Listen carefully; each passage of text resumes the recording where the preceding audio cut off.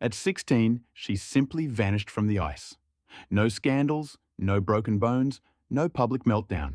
Just silence. And now, only a few. Years later, Alisa Liu has returned.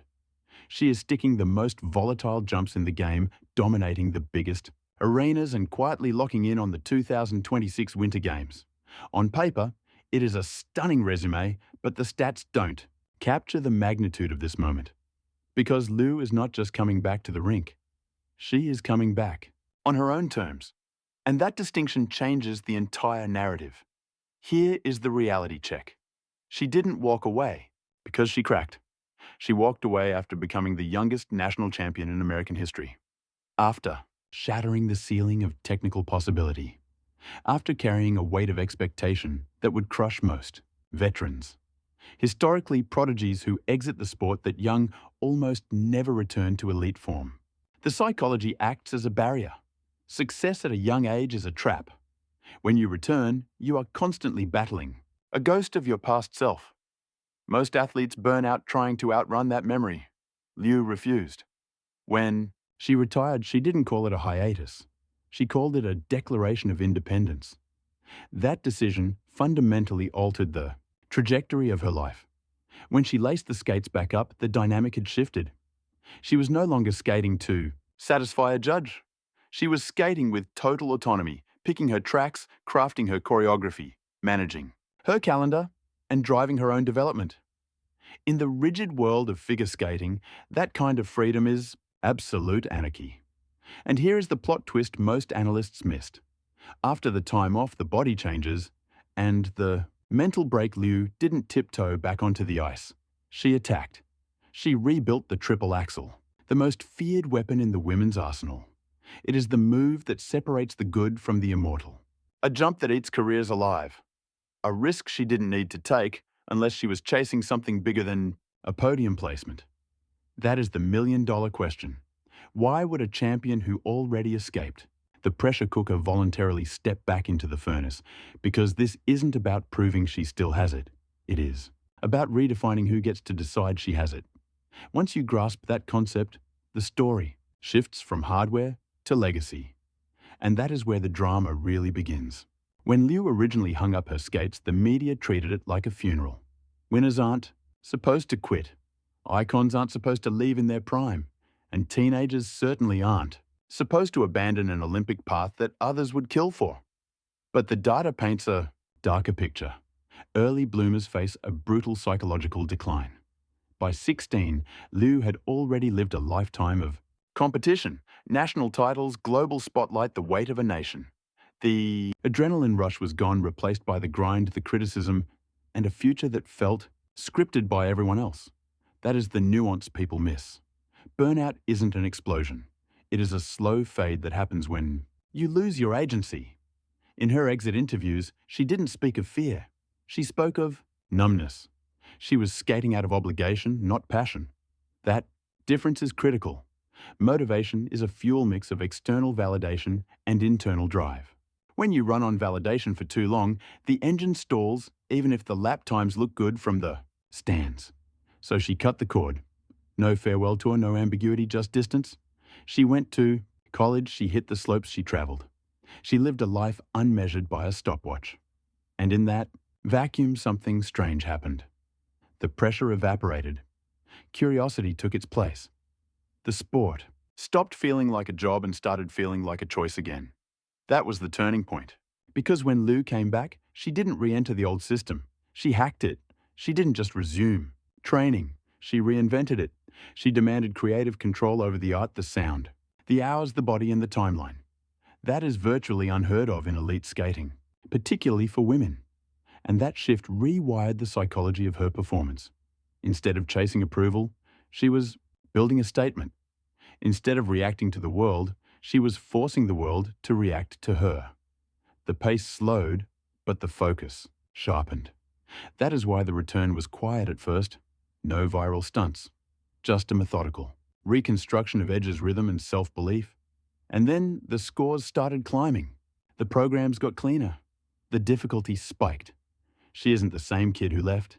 She is something far more dangerous. Version showed up. She wasn't chasing rankings anymore. She was on the ice by choice. And that flipped the script entirely. If this return wasn't an apology tour for the past, what exactly was she aiming for? Because the next chapter of her career wasn't just going to surprise the fans, it was going to rattle the entire figure skating establishment. By the time Alisa Liu hit the fresh competitive season, the vibe had changed. She wasn't acting like a charity case grateful for ice time. She looked like a machine gathering steam. That distinction is everything, because most returns hit a ceiling. Athletes come back, get decent and stall out. But Alisa's curve went vertical and the warning shot was loud. She revived the triple axel. Statistically, this is where the narrative gets heavy. That jump isn't just a flashy move. It is a separator. A forward launch, 3.5 rotations, and 0 room for bailouts. In the women's division, it packs massive points but carries a brutal crash risk. Most skaters won't touch it unless they are desperate. Alisa didn't need it to survive. She used it to flip the table. That decision instantly rewired how the judges and the competition saw her. Because when she started stomping that landing not just once for the cameras, but consistently, the whispers stopped. This wasn't a skater finding her legs. This was a skater breaking the mold. Her technical scores didn't just climb. They skyrocketed. The leverage was massive. A clean triple axel does more than add points. It forces the field to panic and adjust. Rivals try moves they aren't ready for. Routines get frantic. Errors pile up. But Alisa, she was ice cold. You could feel it in her pacing. She didn't fight the surface. She commanded it. The elements breathed. The transitions felt inevitable. She skated with massive open space, the mark of absolute belief, not fear. That swagger showed up on the scoreboard. First came the podiums, then the gold, not through chaotic luck, but through precision. And here is the nuance the press ignored. Alisa wasn't peaking too soon. She was stacking her deck, raising her technical ceiling while keeping the floor solid. That is not a comeback. That is a championship blueprint. Event after event, the heat turned up, and she just soaked it in. When the rookies tightened up, she got loose. When others rushed, she got cerebral. Her routine didn't scream for attention. It quietly announced her arrival. That is why the wins hit harder. They didn't feel like flukes. They felt predestined. By now, the old comeback story was dead. This wasn't about getting back in shape. It was about timing the kill. The 16-year-old version of Alisa Liu got crushed by the machine. The woman standing there today knows how to operate it. And that knowledge shifts the entire betting line. If she is winning while still ramping up, if she is throwing the hardest jump in the game without breaking a sweat, if she is skating with patience instead of panic, then the question isn't, did it work? The question is, can anyone else survive what happens when she actually hits top gear right at the finish line? Here is the brutal reality the field has to accept. Alisa Liu didn't just return. She showed up late by design. In the pros, timing is the whole game. Peak early and the stress eats you alive. Peak late and you miss the bus. Most athletes are slaves to the schedule. They answer to federations and hype trains. They can't hit the brakes. Alisa did the unthinkable. She stepped off the treadmill. And because she made that call, she enters the Olympic window with an asset her rivals can't fake. Fresh legs and a clear head. While the others drag years of burnout, she is moving with clarity. While they defend their names, she is carving out a new legacy. While they dread failure, she has already proven she can walk away and come back lethal. That alters the competitive DNA. Watch her body. Language in the tunnel. Calm, tall, unbothered. No desperation, no shakes. She isn't skating like someone scared to lose it all. She is skating like she owns the place. That is the single most dangerous mindset in sports. The irony is heavy. The girl once branded a prodigy, a label that ruins more careers than it makes, has quietly morphed into something sustainable, a tactician. Every move is calculated now. The selective risk, the ramped-up difficulty, the refusal to force. The storyline. We aren't watching a rebellion. We are witnessing a masterclass. And that is why her shadow looms over the Olympics. She commands the narrative without speaking a single word. Proclamations of ambition are unnecessary. The blade on the ice does the talking. Because when a competitor nails the most difficult aerial in the book with zero hesitation when dominance looks serene rather than chaotic when the trajectory builds steadily rather than spiking wildly, that is not a recovery story. That is a lesson in timing. And timing is the single weapon no rival can duplicate. As the window for 2026 closes, the weight on her shoulders will triple.